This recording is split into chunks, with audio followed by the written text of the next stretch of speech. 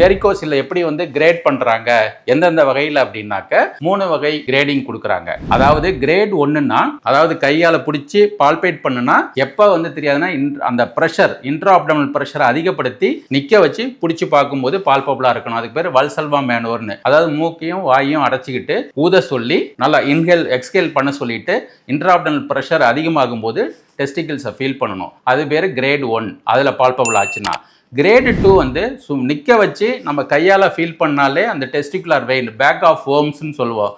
அதாவது மண்புழு ஒரு பேக்கில் போட்டு ஃபீல் பண்ணால் எப்படி இருக்குமோ அது மாதிரி ஒரு ஃபீலிங்கை கொடுக்கும் நிற்க வச்சு பார்க்கும்போது. அந்த மாதிரி கண்டிஷன் பால்பபிள் ஆச்சுன்னா 2வது கிரேடு. 3வது என்னன்னா பார்த்தாவே தெரியும், விசிபிளாகவும் இருக்கும் பால்பபிளாகவும் இருக்கும். இது 3 கிரேடா வந்து பிரிச்சிருக்கிறாங்க.